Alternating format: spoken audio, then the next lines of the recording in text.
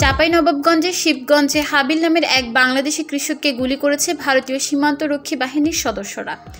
পরে তাকে Rajshahi medical college হাসপাতালে ভর্তি করা হয়েছে। আজ শনিবার ভোররাত উপজেলার শাহবাজপুর ইউনিয়নের তেলকুপি সীমান্তে এ ঘটনা ঘটে।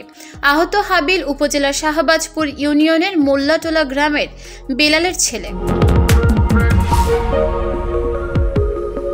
আহত হাবিলের পরিবার জানায়, সকালে জমিতে কাজ করেছিল হাবিল। এই সময় হঠাৎ করে বিএসএফ সদস্যরা কয়েক রাউন্ড গুলি চালায়।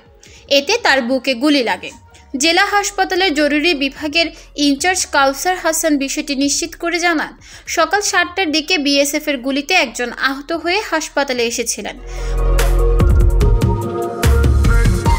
পরে তাকে প্রাথমিক চিকিৎসা শেষে রাজশাহী মেডিকেল কলেজ হাসপাতাল রেফার করা হয়েছে। হাবিলের বুকের এক অংশে গুলি লেগেছেও বলে জানান তিনি।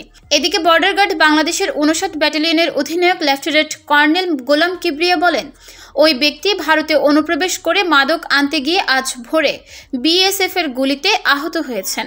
পরে দুপুর 12:30টায় কোম্পানি কমান্ডার পর্যায়ে বিএসএফ এর সঙ্গে পতাকা বৈঠকে এই ঘটনার প্রতিবাদ জানিয়েছে বিজিবি। নিউজ ডেস্ক, চট্টগ্রাম সময়।